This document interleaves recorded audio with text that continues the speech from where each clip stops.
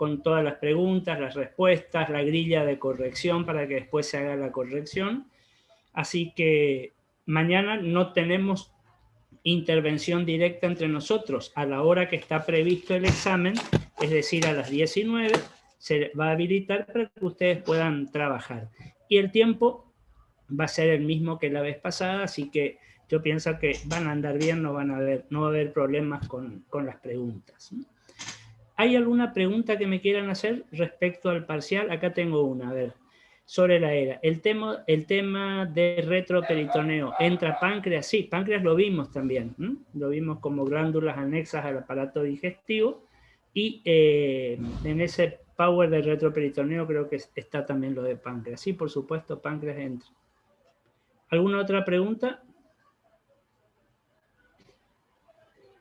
Bueno, comenzamos entonces con nuestro tema de hoy. Vamos a continuar, estábamos viendo la parte de evaluación radiológica, imagenológica de las fracturas o de las alteraciones traumáticas. Vamos a ver ahora un poco, vamos a darle una mirada clínica, cuáles son los síntomas o los signos que vamos a tener en cuenta para suponer que nuestro paciente, el que haya tenido seguramente un antecedente traumático, pueda estar fracturado antes, digamos, de que se haga la radiografía, o como para después, digamos, evaluar también con la radiografía.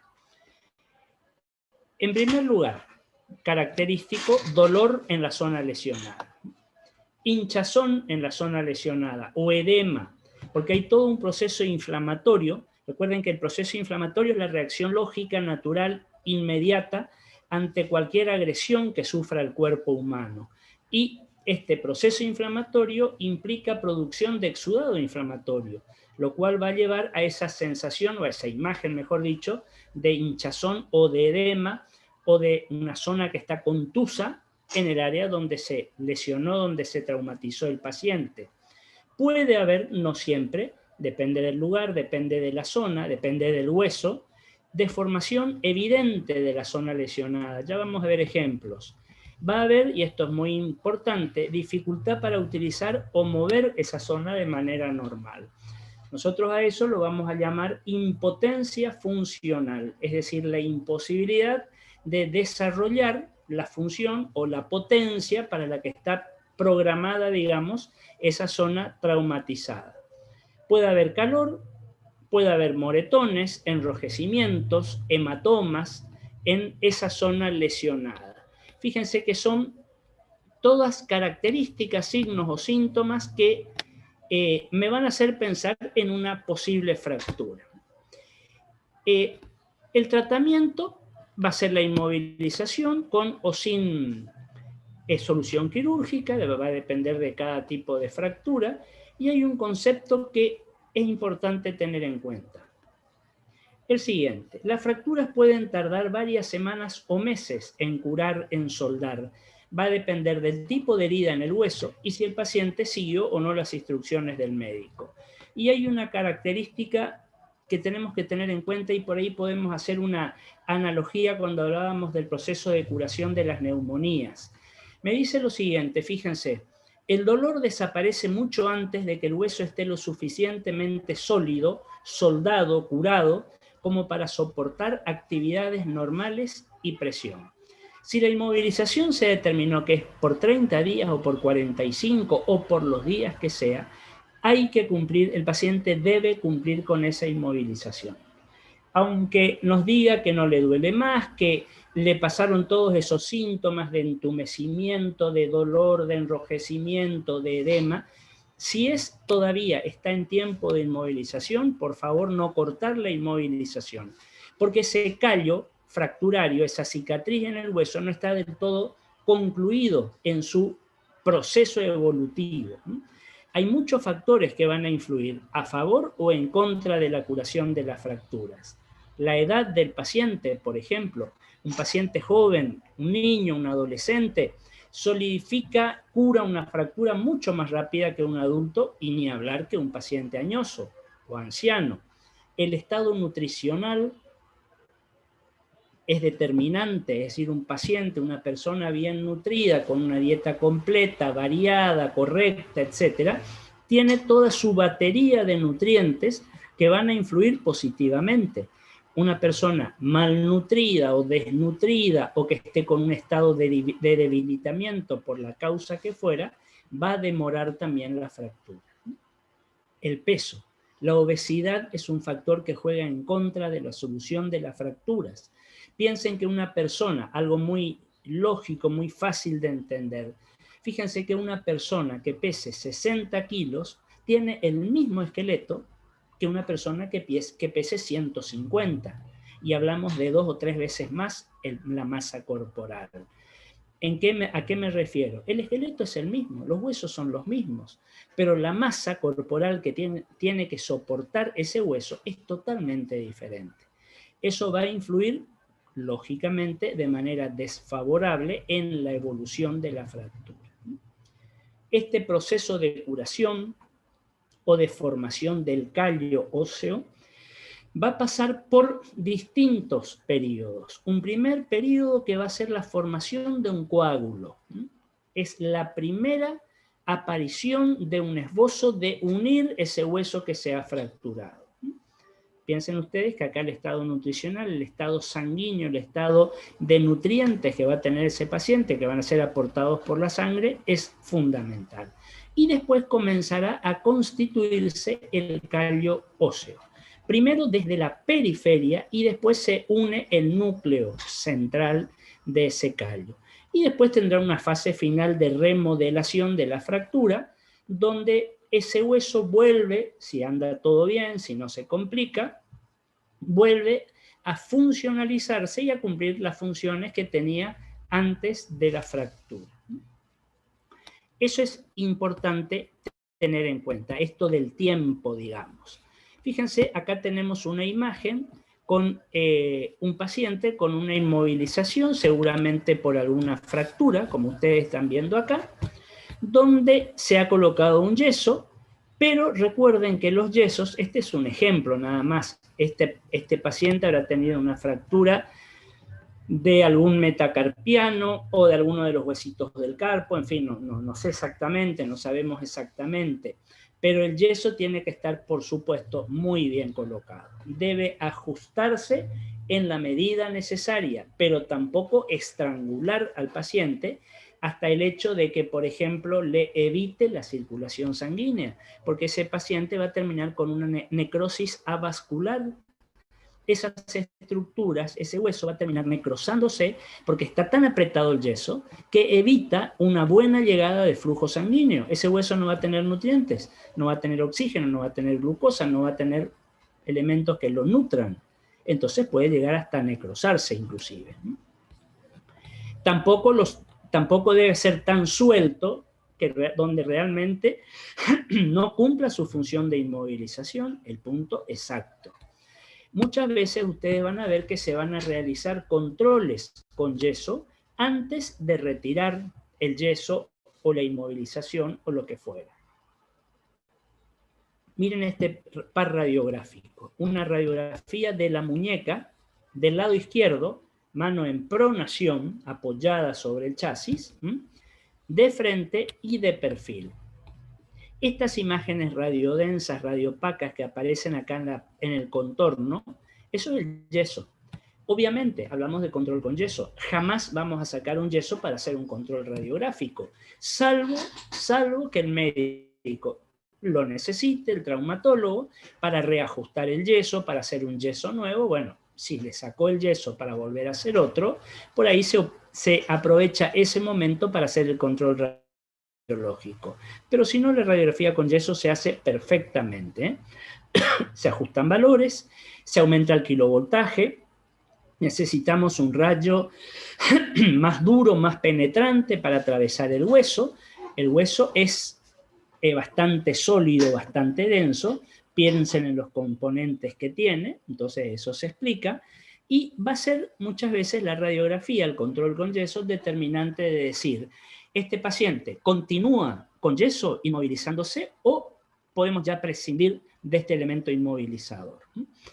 En este caso, una fractura de radio, fíjense por acá, y cúbito en varias porciones. En huesos patológicos. ¿Por qué patológicos? Porque no me gusta nada la mineralización que tienen estos huesos. Son huesos desmineralizados o descalcificados, si ustedes quieren, osteoporóticos. Por ahí pensar en un paciente añoso, ese es un factor que va a predisponer a una fractura. Huesos que han perdido resistencia, que han perdido ese poder de, digamos, hacerle contra al traumatismo. Siempre cuando vamos a hacer controles con yeso, recuérdenlo, proyección de frente, si se puede, proyección de perfil. Por lo menos 2 proyecciones diferentes de la misma región, para tener una mirada amplia, abarcativa, de cómo está esa fractura. Está igual, empeoró, se separó, está en vías de consolidación. Bueno, 2 proyecciones con por lo menos, decíamos, 90 grados de diferencia entre una y otra. Si yo digo 90 grados de diferencia, estoy diciendo un frente y un perfil, por supuesto. En algunos casos podremos pedir un frente y una oblicua. Bueno, eso ya se verá en cada situación en particular. Fíjense, cuando nosotros hablamos de una fractura hay distintas maneras de tratar esa fractura. Acá nosotros tenemos una radiografía, esta ya la habíamos visto al principio de este tema, una radiografía de la rodilla del lado izquierdo, de frente, porque fíjense que estamos viendo la rodilla de frente, y yo sé que la tibia, que es el hueso grande de la pierna, es medial, es interna. Y el peroné, que es este otro hueso más finito, va a ser lateral, va a ser externo. Por lo tanto, esta es una radiografía de la rodilla izquierda en proyección de frente, con una ligera oblicuidad dada esta para tener 2 proyecciones. Por ahí, en casos como este, es muy difícil hacer un perfil estricto. El paciente no puede movilizar el miembro fracturado. Entonces, bueno, el radiólogo, el productor de imágenes o lo que fuera, tendrá que buscarle la vuelta, buscar la forma para dar otro panorama y tener una imagen más amplia de la fractura.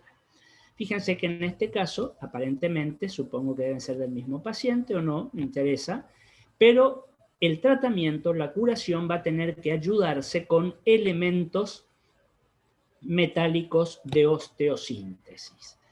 Hay una enorme cantidad de elementos de osteosíntesis, ustedes los verán en traumatología, clavos, tornillos, tutores, vástagos, placas, en fin. Por ahí no sabemos exactamente de qué elemento estamos hablando, si es un clavo, es un tornillo, si es una placa, si es un tutor, en fin. Bueno, acuérdense de estas palabras, elementos de osteosíntesis.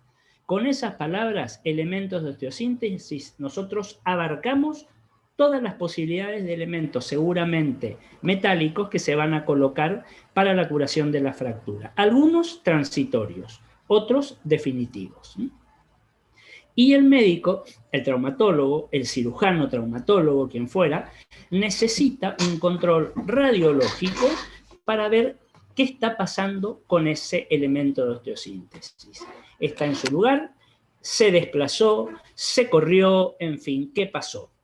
Para ello, cuando nosotros hacemos un control con de elementos de osteosíntesis, fíjense que acá tenemos el frente y acá tenemos el perfil.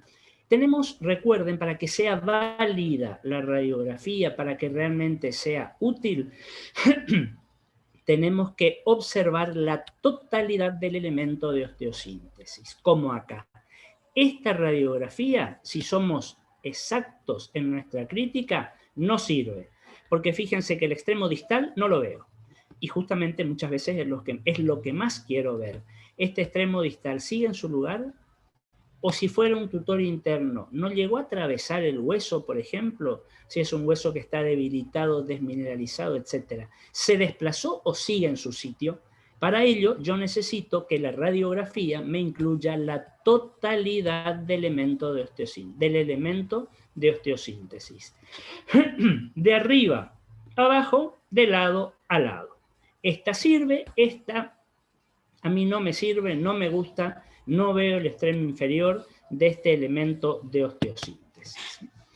Otra situación donde podemos recordar algunos conceptos prácticos Fíjense esta que tenemos acá, también una radiografía de la rodilla izquierda, de frente y de perfil, donde, por supuesto que estas radiografías no son inmediatas al traumatismo.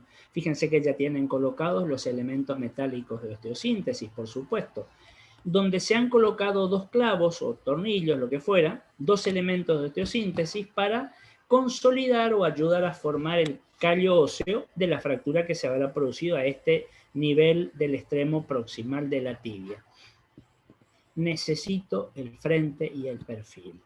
Fíjense que si yo coordino, digamos, ensamblo el frente y el perfil, puedo tener una idea acabada de cómo y dónde están los elementos de osteosíntesis. ¿Por qué les digo esto? Miremos el frente. Yo en el frente sé exactamente dónde están estos dos clavos si voy de lado a lado. En mi mirada laterolateral, yo sé dónde están los dos clavos. Están sobre la línea media, etcétera, etcétera. Ahora, yo no sé, en este frente, si tuviera solamente el frente, yo no sé dónde o cómo están colocados en el sentido anteroposterior. Para tener ese dato, yo necesito hacer un perfil. Y en el perfil, fíjense, puedo tener información de estos dos elementos de osteosíntesis, pero en sentido anteroposterior o posteroanterior. ¿Dónde están colocados? ¿Cuánto atrás o cuánto adelante? Quiero que quede claro este concepto. Entonces, en el frente lo evalúo de lado a lado, lateral, en el perfil lo evalúo de atrás adelante, antero-posterior. Para tener una información completa, necesito tener este barrido doble, el frente y el perfil, recuérdenlo.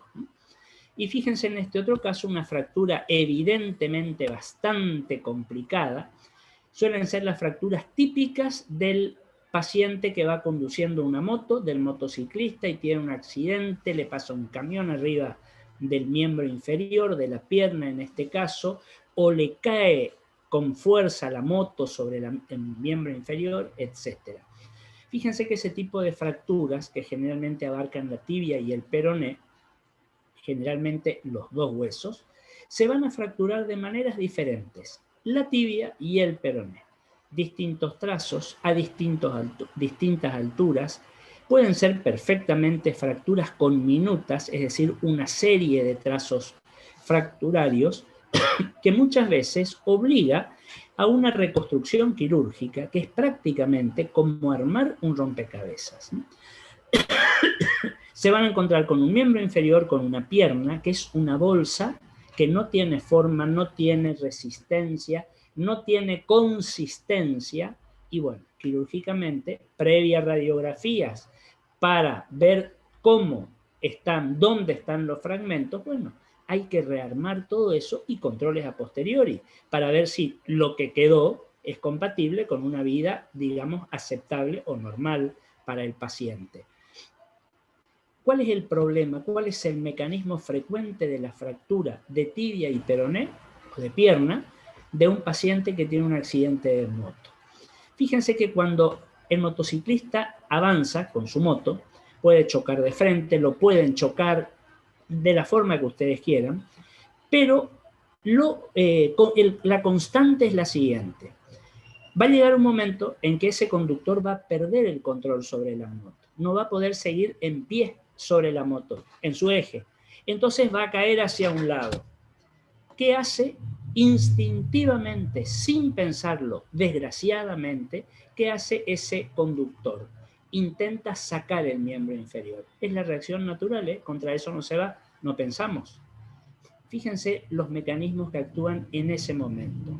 Por un lado, el peso de la moto sobre la pierna, la presión, y por el otro, la tracción violenta que hace ese paciente para retirar el miembro inferior, que no le caiga la moto encima.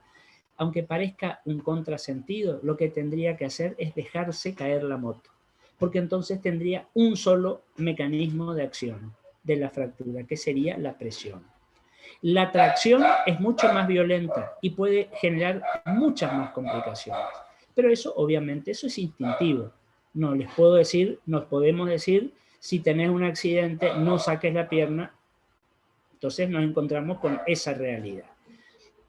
Fíjense que en este paciente, que evidentemente tiene una serie de fracturas, acá las ven en la tibia, pero también tienen en el peroné, fíjense por acá se ve una, esa posiblemente sea esta. Perdón, esta que está acá, quise decir, esta es la tibia. Lógico que lo ideal es tratar de que se consolide de la mejor manera las fracturas, tanto de la tibia como las del peroné. Pero si tuviéramos que dar prioridad a un hueso, se lo damos a la tibia. ¿Por qué? Porque en la pierna el eje de sostén lo da la tibia. El peroné actúa un poco ayudando, pero ojo, ya vamos a ver un ejemplo ahora en la próxima, cuando las fracturas del peroné o de la tibia son del tercio proximal o medial. Ojo con las fracturas del extremo distal. Ahí tanto la tibia como el peroné hay que tratar de recuperarlos a los dos, a ambos, de la mejor manera.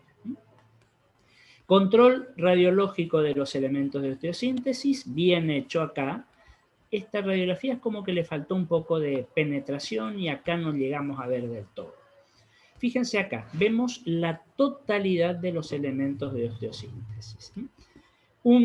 Lógicamente colocados quirúrgicamente, este tutor, fíjense este vástago como está atornillado en un montón de sectores de la tibia para darle firmeza, para dar consistencia, para ayudar a que se formen los callos óseos múltiples que tiene que lograr este paciente. Entonces recuerden lo del control con yeso, que sí se puede hacer perfectamente, o sin yeso, como en este caso, para evaluar los elementos de osteosíntesis, pero por favor que la radiografía me muestre de punta a punta todos los elementos de osteosíntesis, que no me corte ninguno y en ningún extremo. ¿Alguna pregunta hasta acá? ¿Algo que quieran que vuelva a repetir o a aclarar que no haya quedado lo suficientemente explícito? Les decía recién la situación de fracturas a nivel de los huesos de la pierna, es decir, de la tibia y del peroné. Pero, ¿qué pasa cuando esas fracturas involucran, como ustedes van a ver acá, el extremo distal de la pierna, el tobillo? Observen lo siguiente. Acá tenemos una radiografía normal de un tobillo del lado derecho en proyección de frente. ¿Por qué sé que es derecho? Ya lo dijimos, nosotros lo miramos al paciente de frente. La tibia es interna, medial, está cercana a la línea media que hipotéticamente estaría por acá, y el peroné es lateral, es externo. Por eso, si nos ubicamos anatómicamente, podemos decir que es un tobillo del lado derecho, de frente y de perfil. Fíjense, articulación del tobillo vista de frente. 3 huesos entran a formar parte de este engranaje bastante complejo. 2 huesos de la pierna, el peroné, el hueso más delgado, pero que llega más hasta abajo, fíjense, desciende un poco más. La tibia, el hueso más grande, que desciende no tan hacia abajo como el otro. Y este huesito que está acá, este hueso que forma parte ya del pie, que es el astrágalo. Esto es lo que se llama articulación tibio-peronea astragalina. También algunos llaman mortaja tibio-peronea astragalina. ¿Qué hacemos en este caso? Ojo, con un paciente normal, sin patología. Miramos la tibia, está todo bien, miramos el peroné, miramos el astrágalo y por favor no nos olvidamos de esto que está por acá. Siempre debe estar presente y en su justa medida. Recuérdenlo, ni más cerrado ni más abierto, porque son patológicos esos dos extremos. En este caso, conservados. Este extremo distal del peroné se va a llamar maléolo peroneo o maléolo externo. Este otro, el contralateral, maléolo tibial o maléolo interno. Y fíjense que los dos maléolos serían como dos bornes que están ajustando, por decirlo de alguna manera, la pierna al pie. Están ajustando, pero no tanto. ¿Por qué les digo pero no tanto? Para que el pie tenga su movilidad ¿verdad? Tenga movilidad a nivel de esa articulación. Perfecto. Este paciente, hipotéticamente que fuera el mismo, tiene un traumatismo de tobillo.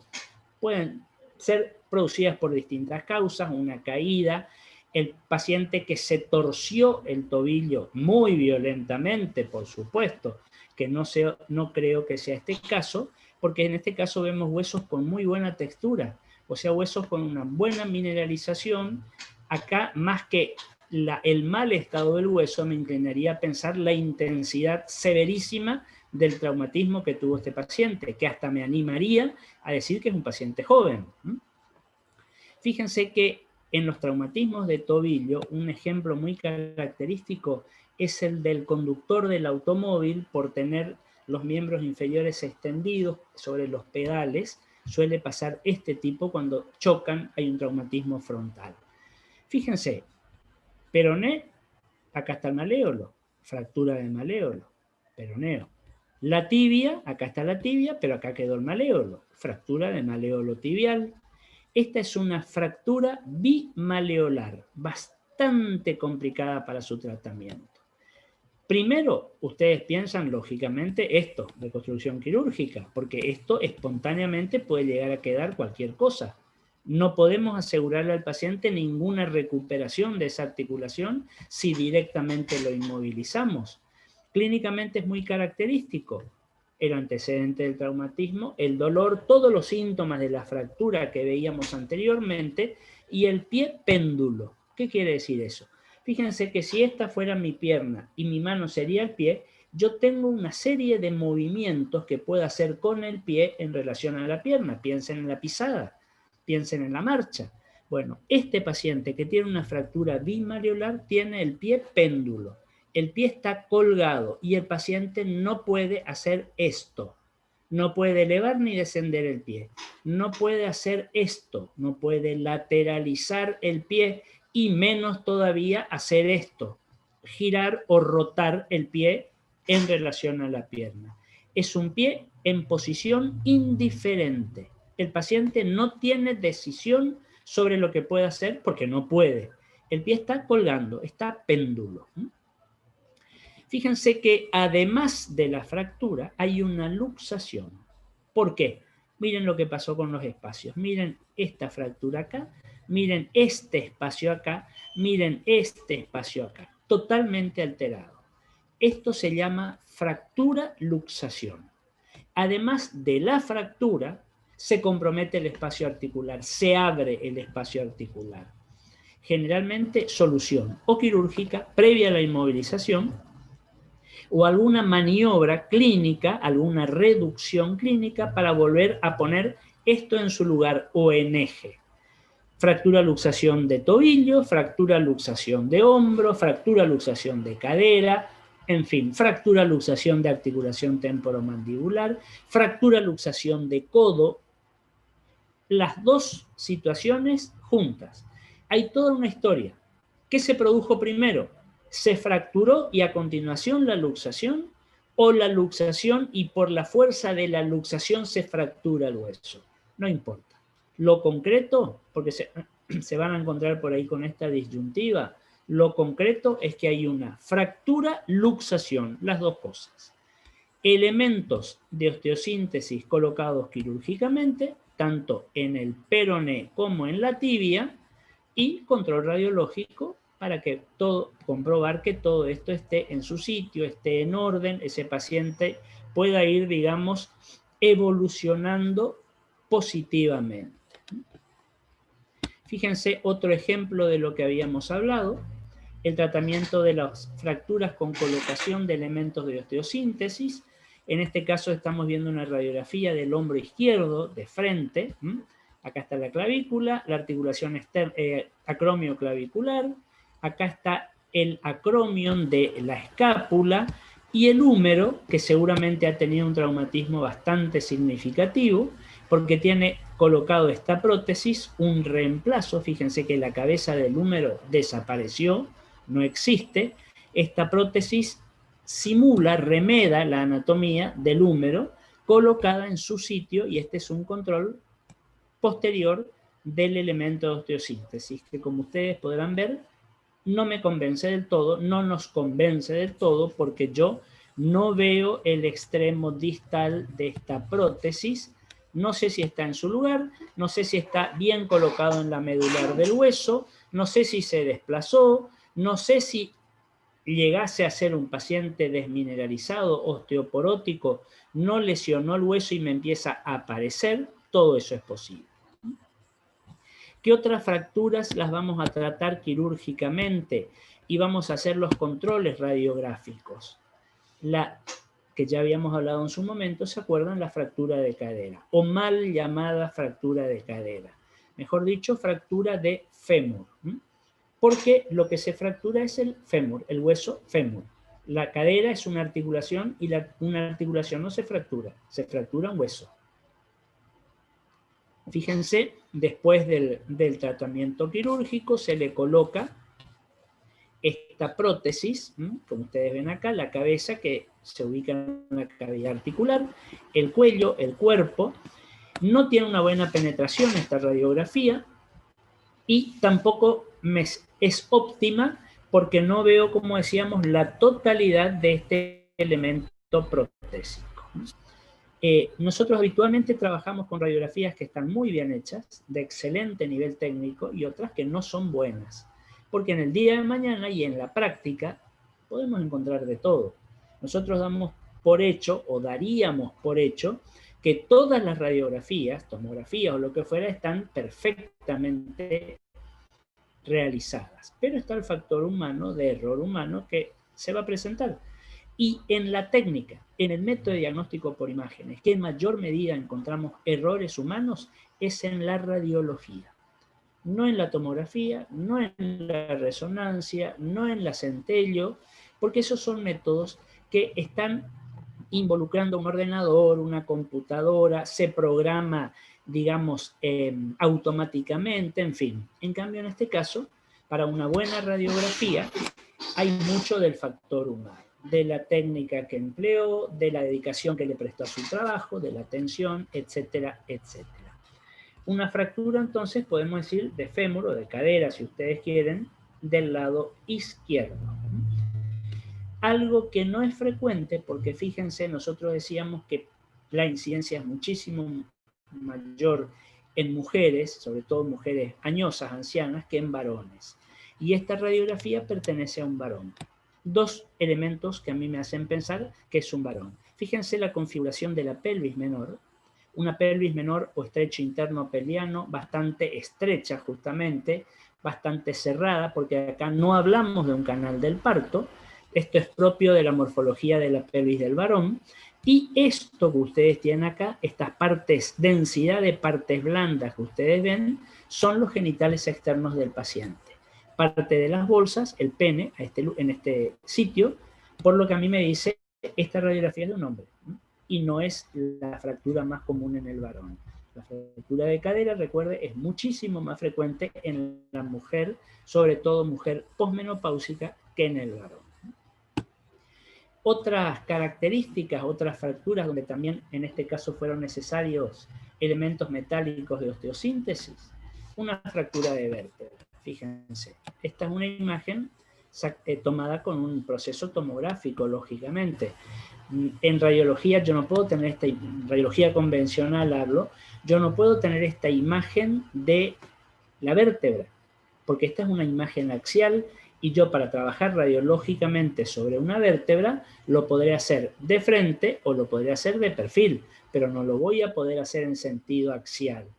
Esta es una tomografía. Y fíjense, dos clavos o tornillos por las roscas, parece que fueran, que me están amarrando esta vértebra que seguramente habrá tenido o una fractura de pedículo de ambos lados o de lámina, habría que verlo, donde si se rompen ambos pedículos o ambas láminas, piensen ustedes que voy a tener una listesis, ¿se acuerdan que hablamos del cuerpo vertebral? Una anterolistesis. Es como si yo los dos elementos de amarre los corto y el cuerpo que está delante se me desplaza y se me va. Un control también imagenológico, que ya puede ser, como ustedes ven acá, con radiografía, con tomografía, con lo que el médico, el traumatólogo, el ortopedista suponga que es lo mejor para ese paciente. Otra forma de tratar la fractura son elementos inmovilizadores, pero externos y transitorios, por supuesto.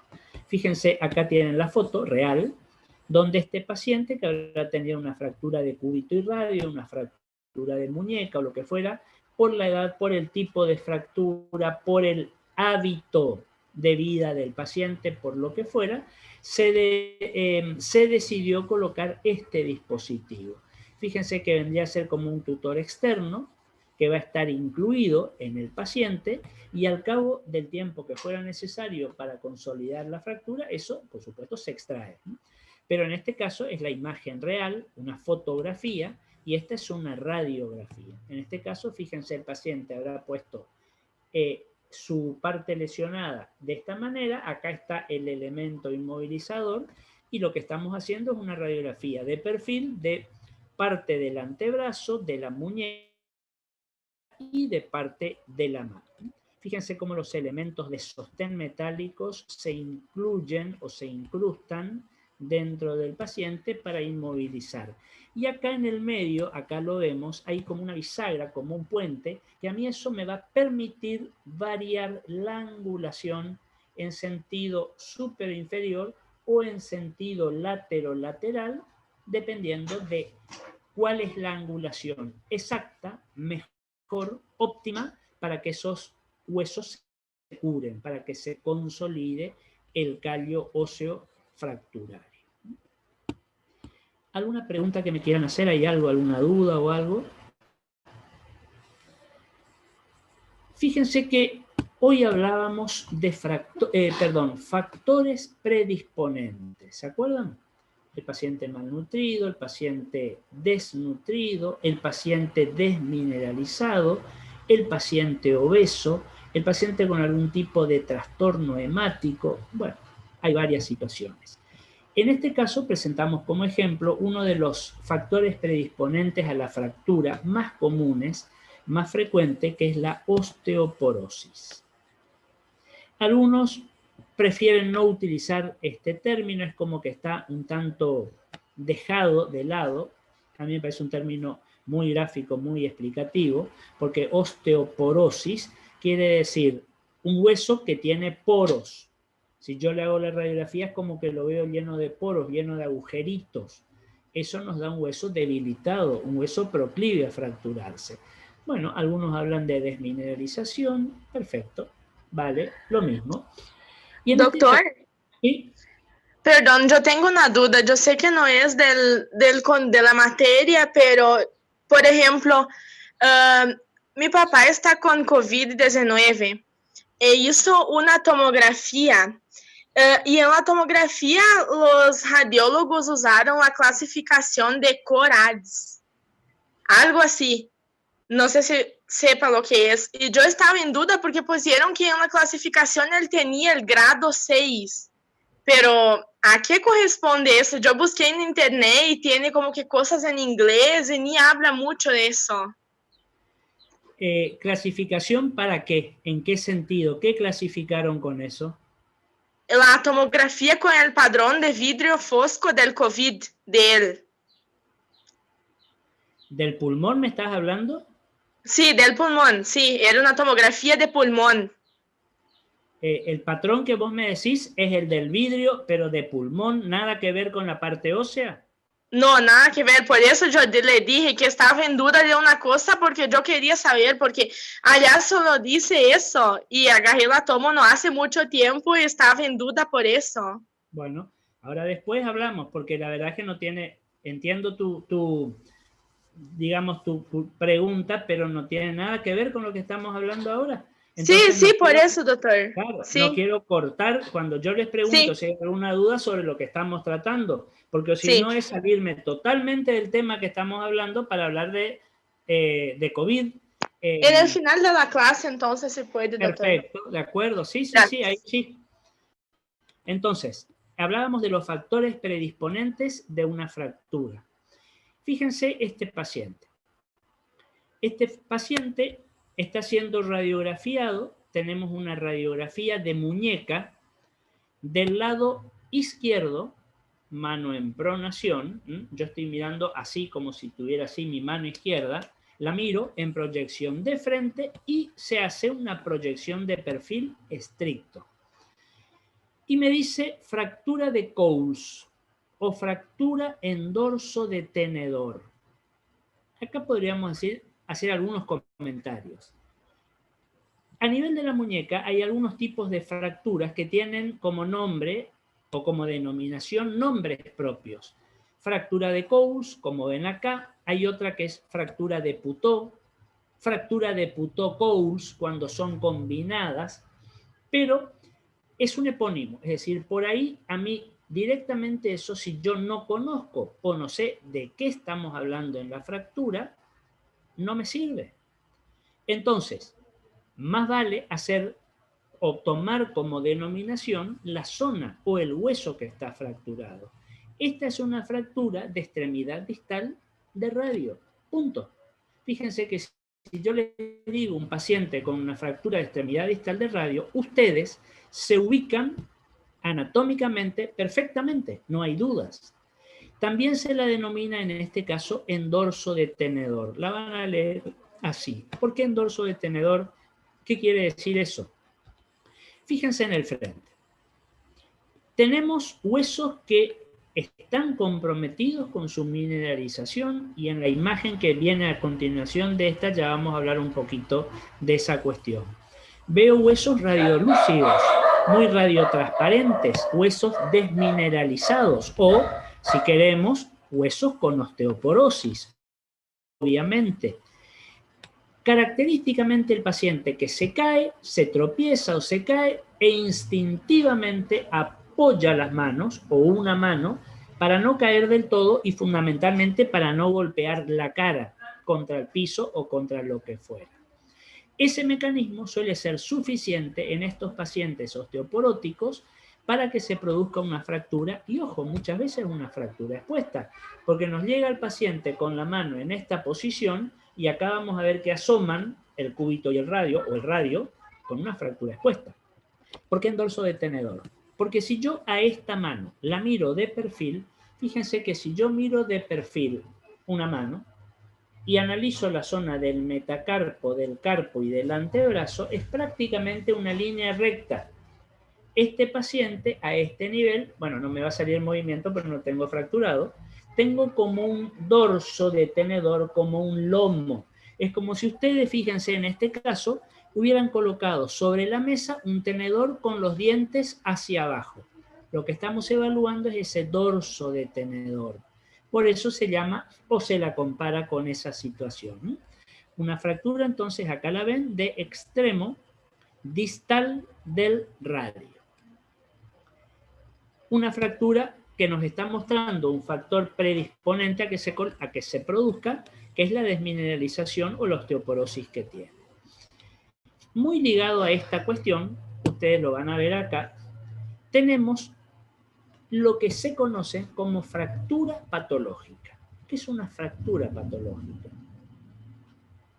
Entendamos bien el significado del término. Yo les digo fractura patológica y ustedes me dirán, pero todas las fracturas son patológicas. Por supuesto, claro que sí. La fractura es una patología, es el resultado de una patología traumática en un paciente, en un hueso. La solución de continuidad, la interrupción. ¿A qué hace alusión cuando hablamos de fracturas patológicas?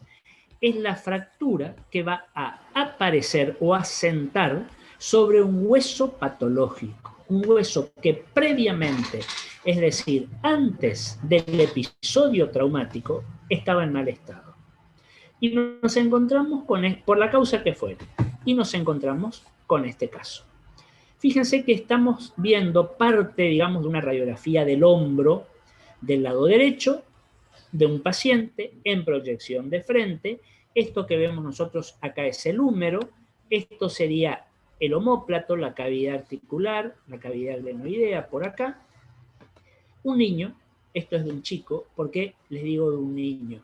Miren esta imagen que me aparece por acá y otra por acá arriba y acá se continúa como una imagen radiolúcida, como una línea radiolúcida negra. Eso no es una fractura. Ese es el cartílago de crecimiento. Estamos hablando de un niño o de un adolescente. ¿Tenemos dudas? Ya lo habíamos dicho. ¿Qué tenemos que hacer? La misma radiografía en la misma proyección del otro lado, del otro miembro. El accionar de nuestros núcleos de osificación de los huesos largos es siempre bilateral y simétrico. Es decir, los huesos largos crecen simultánea y sincrónicamente de los dos lados. Mi húmero izquierdo creció exactamente igual y sincrónicamente que mi húmero derecho. Mi fémur izquierdo creció de manera simétrica, sincrónica con el fémur del otro lado. Entonces, tengo las dudas, miro, hago la otra radiografía. Pero fíjense por acá. Miren esta interrupción brusca del periósteo y esta angulación de este hueso. Este hueso perdió su eje longitudinal. Es como que se rompió y perdió el eje. Fíjense que viene así y acá me hace un ángulo y se dirige hacia afuera. Y acá seguramente estará el trazo fracturario. Acá evidentemente aparece por la interrupción perióstica y acá también vemos esa misma situación. Ahora, presten atención a la densidad ósea, al trofismo óseo en general. Fíjense que toda esta región está mucho más radiolúcida. Es como que le falta hueso. Yo acá abajo tengo mayor densidad normal, acá también densidad normal, pero en toda esta zona, fíjense, estoy teniendo disminución de la radiodensidad o aumento de la radiolucidez, si ustedes quieren. Es decir, este chico tenía un quiste óseo, que es una patología benigna. Puede ser un tumor también maligno. Pueden ser una metástasis osteolítica. Las metástasis de otro tumor maligno a distancia que llegan al hueso, se implantan en el hueso y empiezan a destruir, a comer el hueso. Una metástasis osteolítica.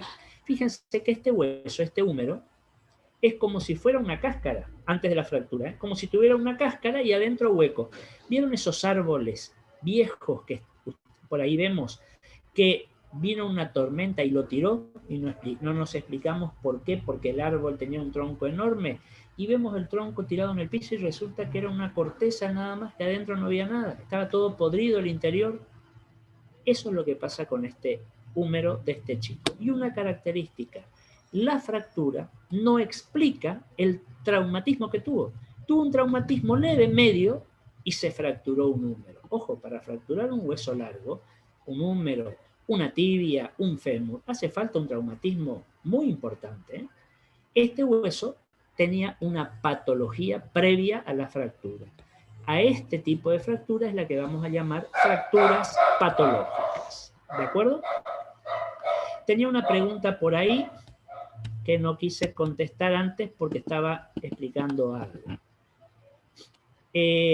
Jonathan me pregunta si cambia el nombre cuando se acompaña la fractura del radio distal, la fractura de la urna. No, esto es, digamos, bastante subjetivo nada más. Una manera de no equivocarse, digamos, o de estar en lo cierto, es mencionar el hueso y la zona del hueso. Extremidad distal, extremidad proximal, región media, y de esa manera nos ubicamos en la fractura y en la zona donde aparece. Y tengo otra pregunta de Jordana que me dice, ¿hay algo además del cartílago del crecimiento que se pueda saber sobre la edad? Y no, radiológicamente lo que voy a tener es la presencia del cartílago. Les aclaro, hay atlas de Newman y Pyle, hay una serie de autores donde se puede controlar perfectamente la edad ósea del paciente. Recuerden algo, lo normal es que nosotros, el paciente, tenga una edad cronológica similar, acorde a la edad ósea. ¿Cuál es la edad cronológica? La que decimos todos los días. Tengo 25 años, tengo 48, tengo 65, tengo 13. Esa es la edad cronológica. Es decir, el tiempo que pasó desde el momento de nuestro nacimiento hasta el momento que decimos, hoy tengo 50 años, hoy tengo 43 años, hoy cumplí tantos años, ¿verdad? Ahora, se entiende que hay una edad ósea, es decir, una edad, por decirlo de otra manera, de maduración del hueso, que tiene que ser acorde al desarrollo cronológico. Hay pacientes, sobre todo chicos, adolescentes, jóvenes, en que sospechamos, o los padres seguramente van a ser los primeros que se van a dar cuenta, lo llevan al médico, al pediatra, al traumatólogo o a quien fuera, porque el chico no crece, lo ven muy bajito o muy chiquito. Por ahí lo comparan con el resto de los chicos o de los adolescentes de su edad y ven que está por debajo de la media, digamos. Hay formas, sí, de saber si ese chico está haciendo un desarrollo óseo, no cronológico, porque el cronológico todos sabemos, óseo, que vaya acorde a la edad. Generalmente se hace muy simplemente tomando una buena radiografía de la mano y de la muñeca derecha de frente, y el único dato que necesita el radiólogo para interpretarlo es tener el sexo de ese chico y la edad cronológica en años y meses. Es decir, nos sentamos con esa radiografía y sabemos que pertenece a un varón que tiene 13 años y 6 meses, o a una niña que tiene 11 años y 9 meses, o a un varón que tiene 16 años. Tenemos un atlas donde están fotografiadas radiografías normales por separado de varones y mujeres desde el momento del nacimiento hasta los 21 años. Algunos atlas tienen una foto por año, de la radiografía por año. Otros, un poco más detallados, radiografías cada 6 meses. Y otros más específicos, radiografías cada 3 meses. Y comparamos. Esta es la radiografía de este chico, varón que tenía 13 años y 6 meses. Bueno, vamos a la radiografía del varón de 13 años y 6 meses del atlas. ¿Están iguales? Perfecto. Ese chico tiene un crecimiento, un desarrollo óseo normal, acorde a su edad cronológica. Pero si me encuentro con que no me coinciden las imágenes, porque ahí se estudian los núcleos de osificación, la presencia, el número, el tamaño, etc. Si no me coinciden, voy a la fotografía inmediata anterior que tiene el atlas. Si tampoco me coincide, voy a la anterior. Y así hasta que enganche las dos iguales. Puede ser que este chico, varón de 13 años y 6 meses de edad cronológica, tenga una edad ósea de un chico de 10 años y 9 meses. Hay un retraso en el crecimiento óseo. Para hacer los tratamientos que sean pertinentes, adecuados, no dejarse estar y solucionar ese tema. En algunas situaciones el chico es chiquito, el chico es bajito, su edad ósea es normal, pero por ahí miramos los padres. Y si tenemos un papá que mide 1,55 m y una mamá que mide 1,40 m, no pueden pretender que a los 13 años ese chico mida 1,80 m. Va a ser chiquito como su papá y como su mamá. Ahora, si los padres son de estatura normal o son más altos que la media normal y el chico lo veo bajito, me parece muy oportuno estudiar la edad ósea, así se llama, se estudia la edad ósea para eventualmente implementar el tratamiento que corresponda. Bueno, nos fuimos un poco de tema, pero estamos dentro de lo que estábamos presentando por acá. Entonces, eso en cuanto a estas fracturas, decíamos, patológicas, ¿no? O por qué se llamaban fracturas patológicas. Habíamos dicho que vamos a tener también algunas complicaciones que son evoluciones no deseables. Por ejemplo, fíjense, esto que está acá es una resonancia donde en algunos huesos del carpo, de la muñeca, tenemos imágenes hipointensas, imágenes con menor densidad o intensidad ósea. Esto tiene que ver también con una patología que suele ser la necrosis avascular. Es decir, ¿qué es la necrosis avascular? Una necrosis que vamos a encontrar o que vamos a ver, digamos, acá les pongo, por falta de aporte óseo, perdón, de aporte sanguíneo, por una inmovilización mal hecha, exagerada, muy apretada, o por una variante natural que tiene ese paciente de reaccionar de esa manera. Hay alguna imagen, no siempre se da, les presento por si por ahí la escuchan o la ven, que es como una imagen de semiluna decreciente que yo tengo acá, que suele ser indicativo, en este caso marcado acá en la cabeza de este fémur, de una necrosis avascular. Pero esto ya sería un poco hilar más fino, que tampoco es lo que me interesa demasiado. ¿Qué otra evolución no deseable? Bueno, esto sí, la osteomielitis. La osteomielitis es la infección del hueso y de su médula ósea, por la causa que fuera. Generalmente se suelen dar en fracturas expuestas. ¿Recuerdan la fractura expuesta que hablábamos al principio? Esa fractura donde el hueso se abrió al exterior, o porque rompió las partes blandas y se expuso, o porque teníamos una herida muy importante en las partes blandas y a través de esa herida veíamos la fractura. Bueno, decíamos, en esos casos tenemos a la infección como un fantasma que está, como un buitre que está dando vuelta ahí arriba, por el lugar y la forma en que se produjo la fractura. Y habíamos dicho, el hueso no es el mejor tejido para defenderse de la infección. Es bastante rebelde al tratamiento antibiótico. Y si por ahí a eso le sumamos otro factor predisponente en contra para una osteomielitis, el diabético, por ejemplo. El paciente diabético que va a tenemos que tener, mejor dicho, un especial cuidado ante todas estas situaciones, sobre todo en los miembros inferiores del diabético. Hablamos de un diabético severo o muy crónico, y sobre todo en los pies. Hay todo un capítulo, ustedes lo pueden leer en cualquier bibliografía, de lo que es el pie diabético, el proceso infeccioso, lamentable muchas veces, que va a ir teniendo ese paciente que sufrir amputaciones parciales y periódicas, justamente porque no se soluciona el proceso infectivo.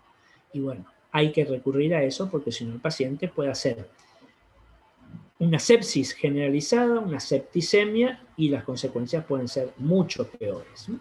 Fíjense en este caso un paciente con un pie diabético, donde hubo que recurrir a la amputación de prácticamente el quinto eje.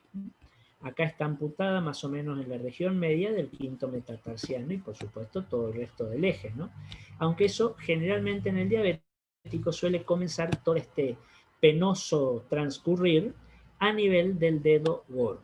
Suele ser, en el caso de la amputación, suele ser lo primero que se amputa, lo primero que se corta el dedo gordo, y bueno, después se verá.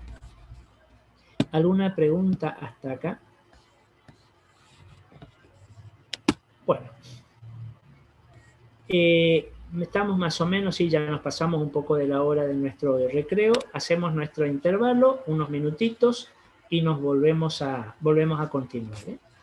Hoy vamos a terminar este tema de alteraciones traumáticas, porque entonces mañana tenemos el parcial, la segunda era, y la semana que viene, el lunes, ya arrancamos con los procesos artropáticos, con las artritis y las artrosis, para finalizar esta parte ósea, y después ya nos metemos acá arriba en lo que es neuroimágenes, que es muy importante, pues ya estamos casi llegando a noviembre.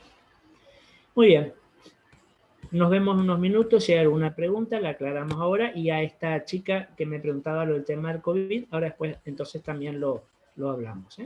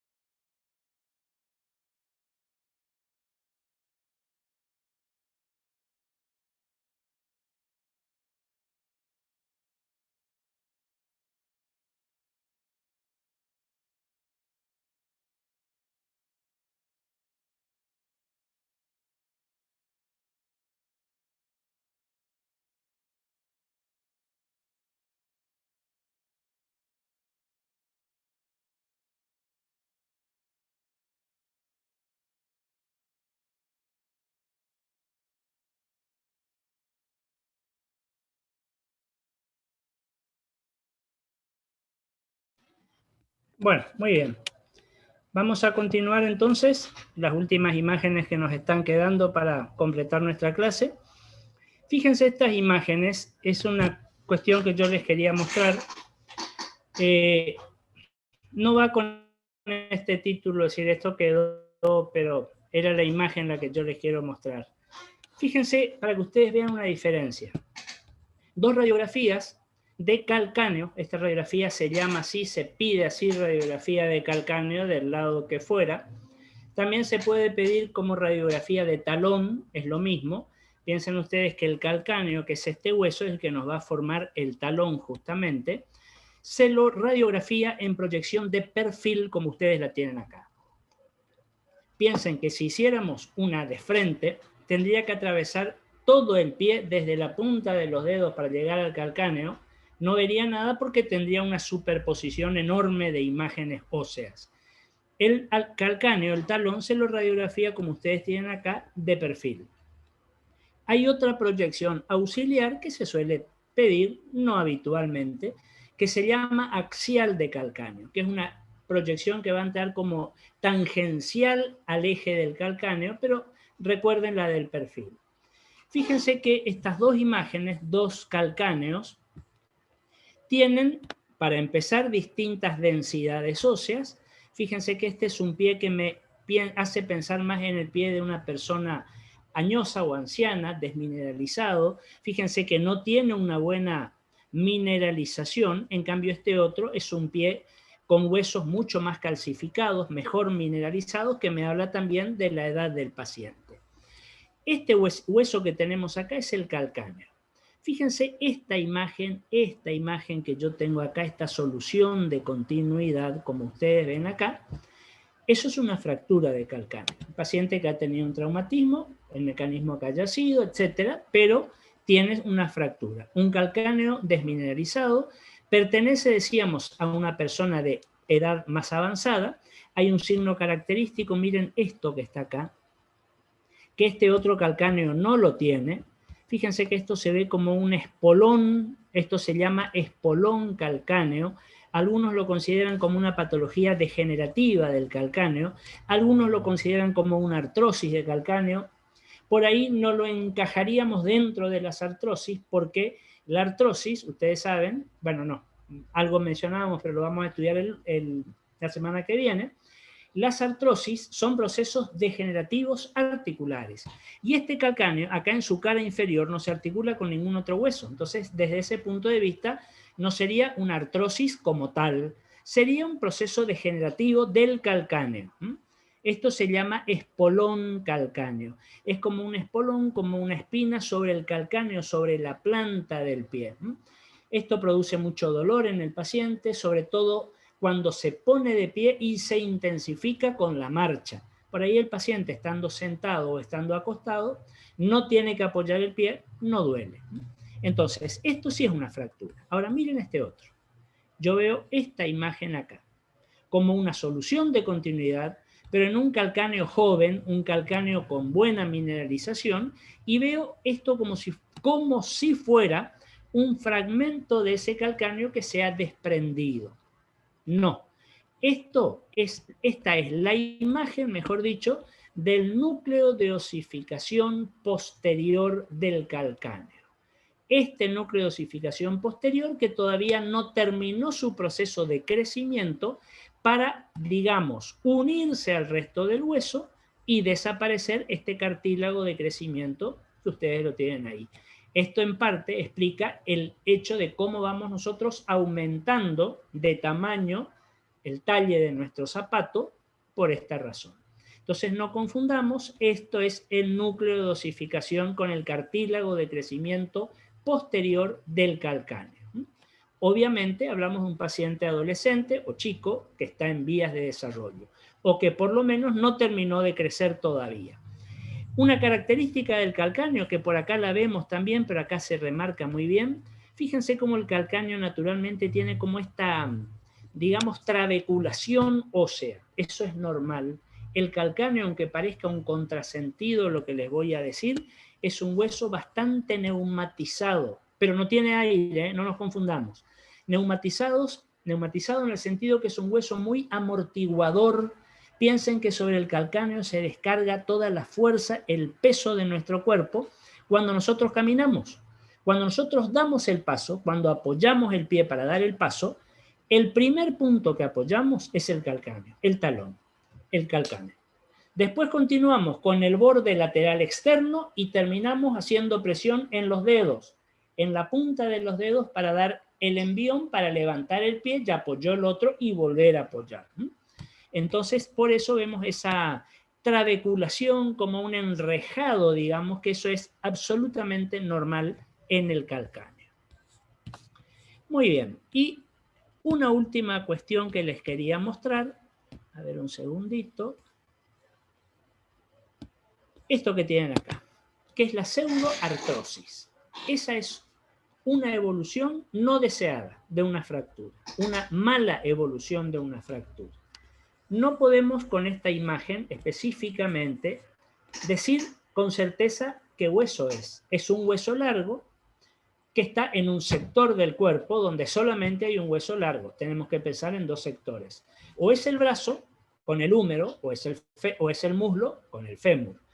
Cualquiera de los dos podría ser. Por ahí, por el grosor y demás, por ahí nos inclinaríamos a pensar un poco más en el húmero, pero no es eso lo importante.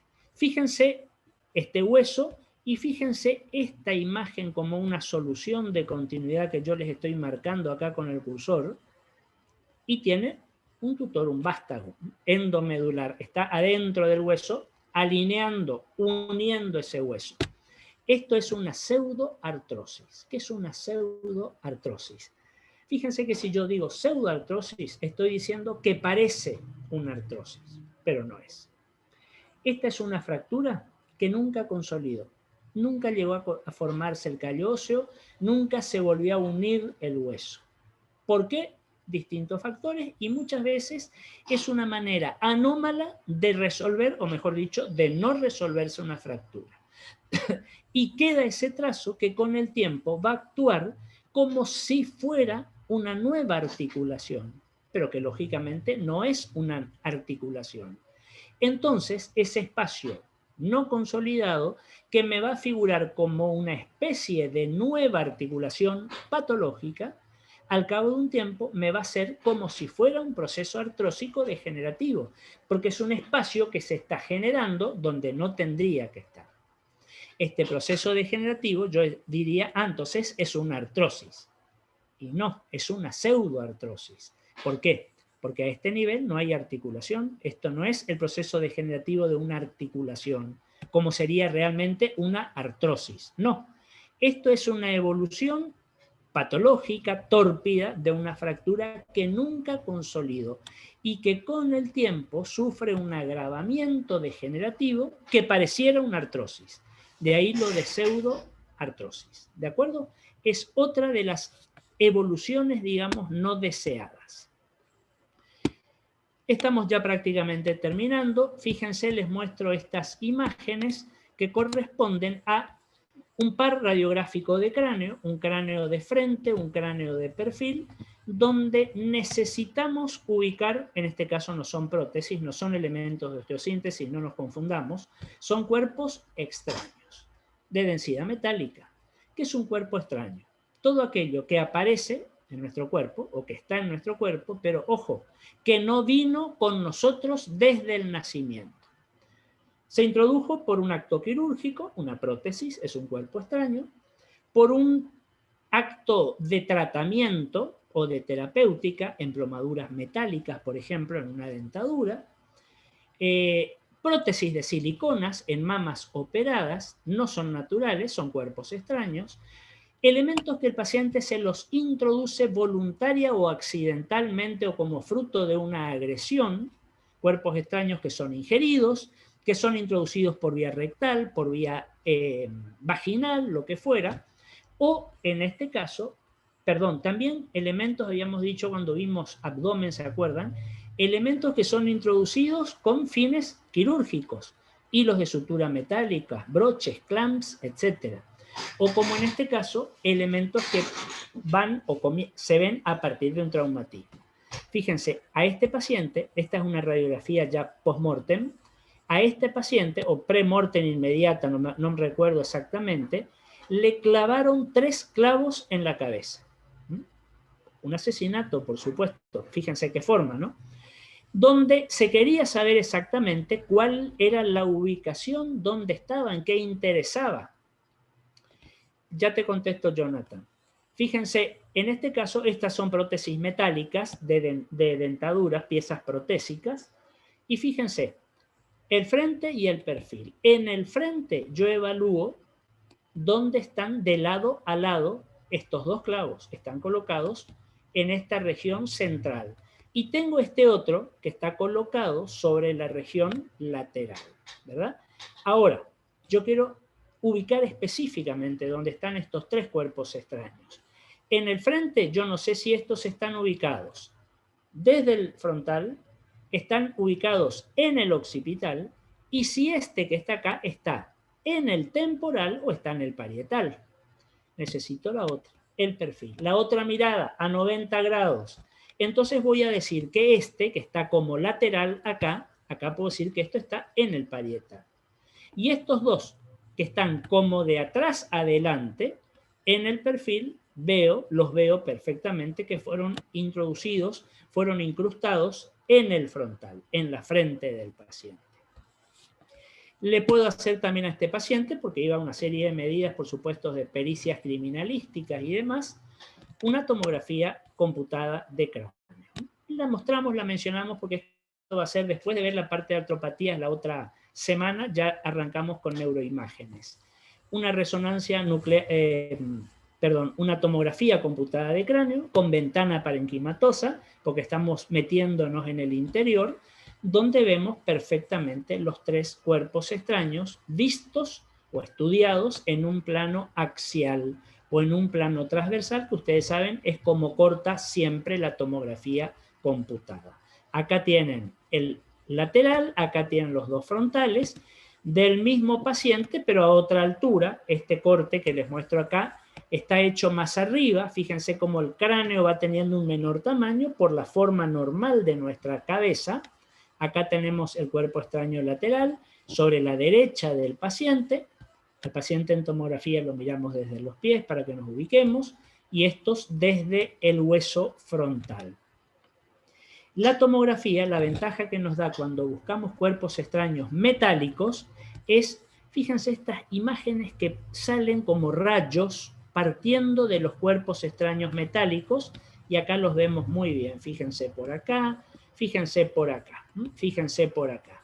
Eso se llama imágenes de brillo metálico o de reverberación metálica. Es como que el metal brilla con la tomografía.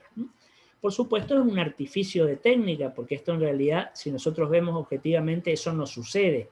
Es como si fuera, digamos, un resplandor que da el metal en tomografía computada.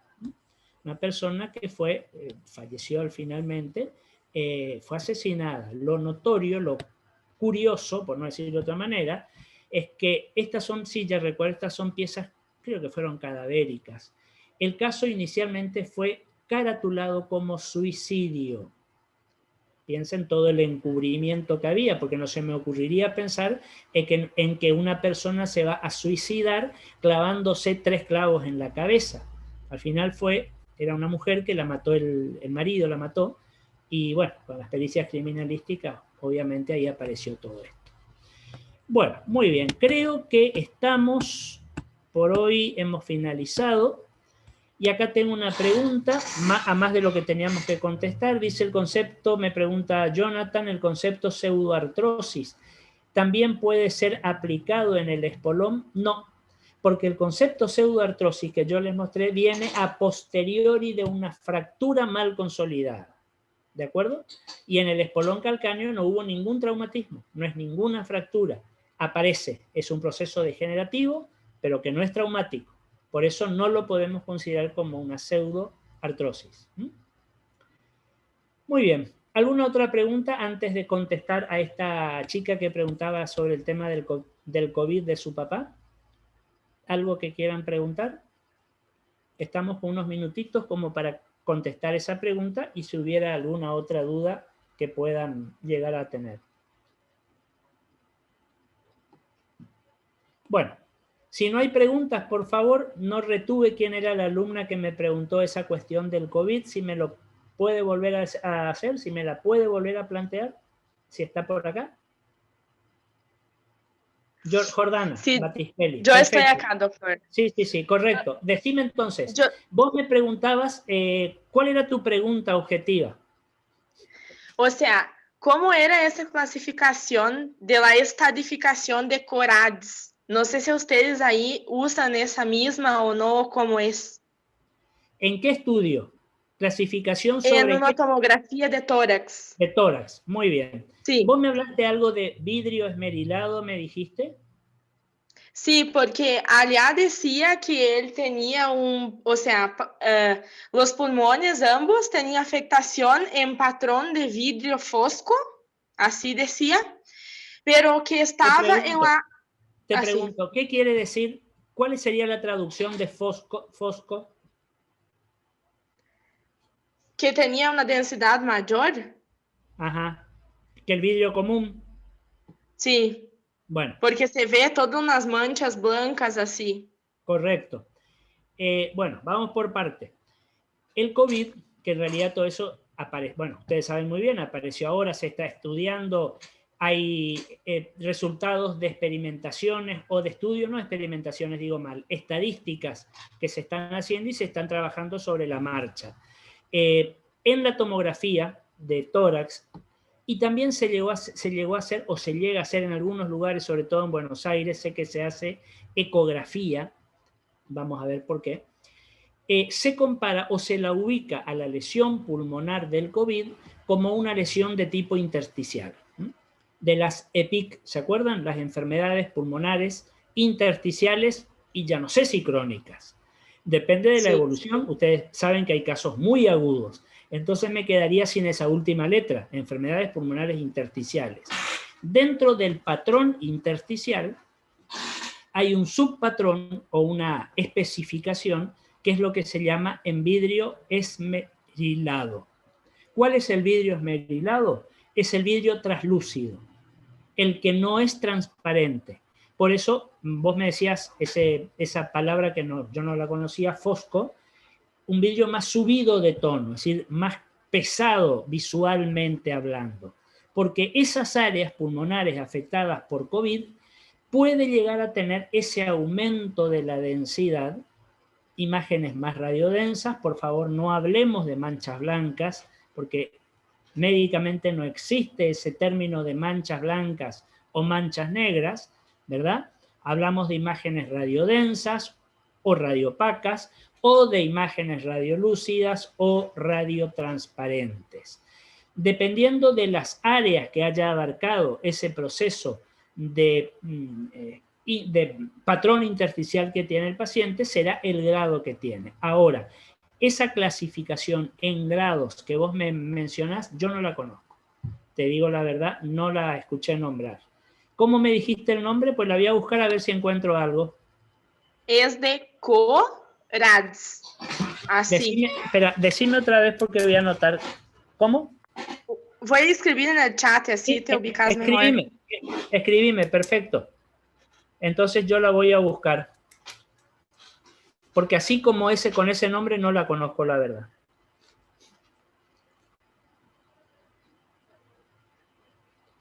Vidrio esmerilado, sí, correcto. Ah, CORADS, no entendía la...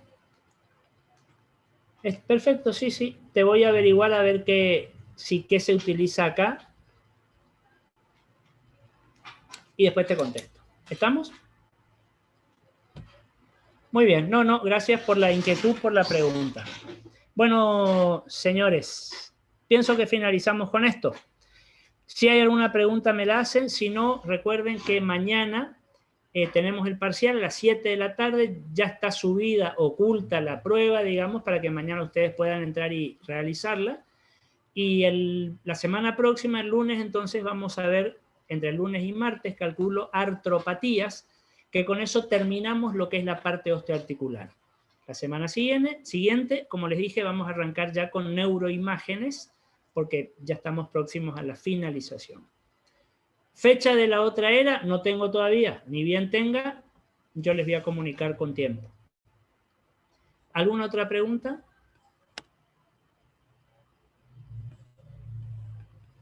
Muy bien, estamos así. Mañana entonces, bueno, no nos vemos porque yo no participo del parcial, eso es todo, está todo cargado en la plataforma. Después tendremos los resultados y cualquier comentario o duda o inquietud o lo que sea, lo charlamos el lunes próximo. Muy bien. Que les vaya bien mañana, no tengo duda que les va a ir bien porque las preguntas que están puestas, creo que son 20 preguntas solamente, tienen que ver con los temas que fuimos viendo. No hay ninguna pregunta que sea fuera de programa o que no hayamos visto. Bueno, y las respuestas, opciones múltiples, siempre una sola es la correcta. Y bueno, no está hecho para que no anden bien, digamos. Así que seguramente van a andar bien. Nos vemos la próxima. Mañana el Zoom es para la clase después. No. Mañana tenemos solamente ERA. Y la semana siguiente seguimos con la clase. Como hicimos la vez pasada. Igual. No, mañana no, porque ya van a subir directamente las notas a la plataforma o me pasarán a mí y después se subirá o subirán a la plataforma. Eso todavía la doctora Galarza no me comunicó. Pero mañana no tenemos Zoom, digamos. Bueno, nos vemos entonces. Que pasen bien.